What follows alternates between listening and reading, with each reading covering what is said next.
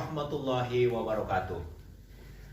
Abang None, Encang Cing, adik-adikku semuanya, mungkin ente suka atau kenal pada puisi.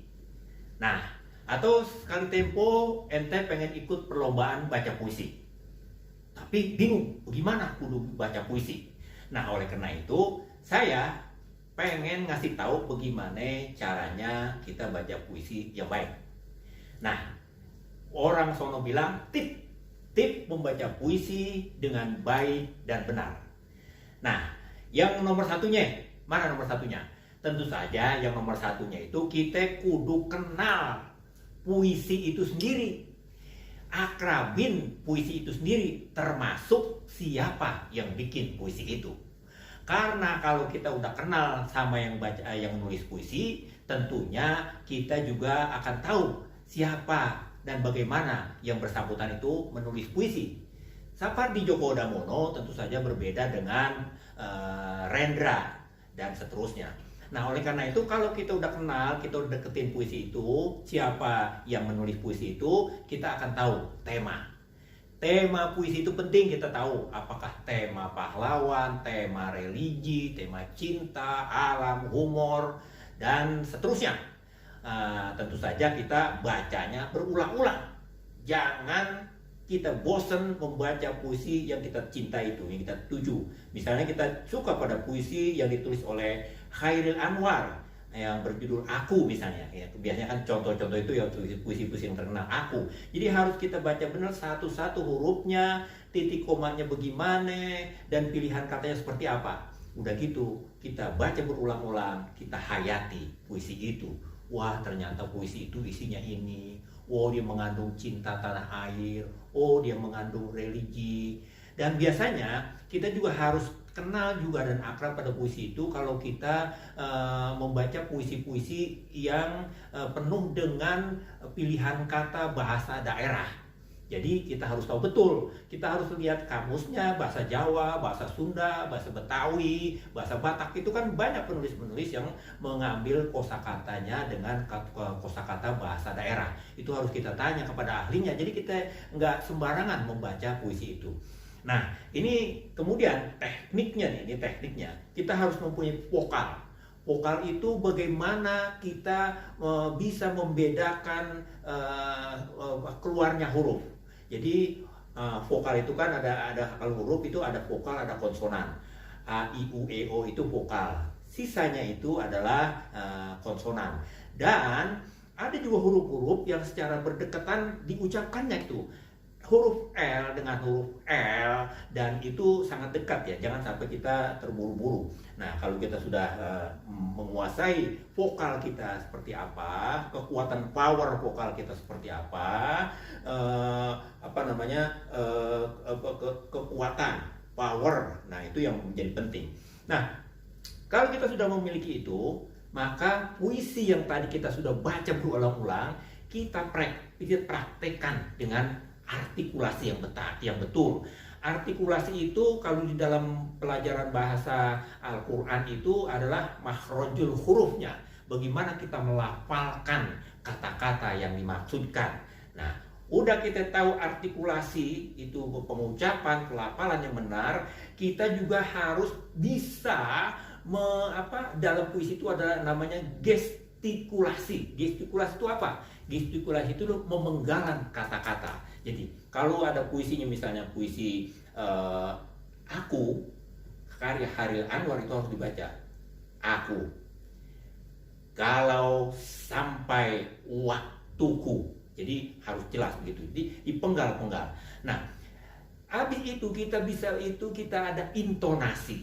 Intonasi itu lagu suara, tekanan kata, mana nada tinggi rendah, mana tanda yang dinamik, kata-kata yang penting itu harus kita beri tekanan, dan tempo juga, cepat atau lambatnya. Aku kalau sampai waktuku, ku mau tak seorang kan merayu. Tidak juga kau, kira-kira begitu. Dan tentu saja kita juga harus mempunyai ekspresi atau mimik. Nah, ekspresi ini tentu saja hasil dari pembacaan kita yang berulang-ulang, kita punya artikulasi yang bagus, kita sudah penggal sesuai dengan pesan dari puisi itu, kita punya lagu suara yang betul, intonasi, kemudian kita ekspresi, mimik. Mimik itu penting juga ya. Mimik itu hasil dari pembacaan kita yang berulang-ulang melahirkan kita mempunyai hasil penghayatan, hasil penjiwaan. Misalnya doa, Tuhanku, dalam termenung aku masih menyebut namamu. Jadi ekspresi itu bagaimana kita bergerak, gimana badan kita badan kita itu mempunyai respon terhadap puisi itu. Kalau kita membaca puisi humor dengan rasa sedih, kan tentu saja tidak kena. Nah, itu jadi. Nah, di samping itu memang kita juga harus harus tahu warna suara kita. Atau misalnya adik-adik tentu saja berbeda dengan orang yang sudah dewasa. Perempuan tentu saja berbeda dengan laki-laki. Nah, oleh karena itu membaca puisi harus juga kita menyadari kita mempunyai suara seperti apa. Kalau kita mempunyai suara yang sopran, suara yang bariton, itu harus kita kelola suara kita. Jangan kita memanfaatkan suara di tenggorokan, karena kita pada nanti suara-suara yang klimaks itu kita akan kecengklak tenggorokan kita. Nah, jadi begitu ya, saudara-saudaraku, teman-temanku yang ingin membaca puisi dengan baik dan benar. Nah, kenali dan akrabi puisi, vokal yang betul, artikulasi yang tepat, pemotongan kata-kata yang pas, intonasi yang betul-betul ciamik, betul-betul rapi, ekspresi, penghayatan, penjiwaan yang oke, kemudian disesuaikan dengan warna suara kita. Nah, bagaimana kalau kita mau ikut perlombaan? Ini ada tips, tentu saja perlombaan. Kalau kita mau ikut perlombaan itu tentu saja di samping tadi yang sudah kita tahu, kita juga harus punya penampilan yang oke. Penampilan itu apa? Jadi jangan berpakaian sembarangan, kita menghormati dewan juri, kemudian juga kita punya adab sopan santun yang betul, jangan kita menjadi orang yang selordeh, yang sembarangan, yang cuek terhadap lingkungan kita. Jadi kemudian juga jangan terlalu banyak basa-basi. Misalnya kamu dipanggil nomor undian 15.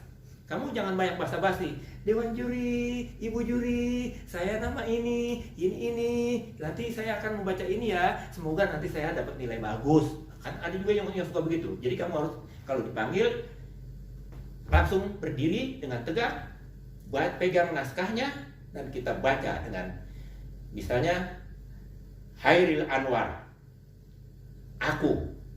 Jadi langsung. Kadang-kadang juga teman-teman itu berpanjang-panjang di depan awal gitu, sehingga juri penilai dalam lomba itu menjadi sebel. Ini anak apa sih sebetulnya, mau niat pidato atau mau niat apa gitu kira-kira ya.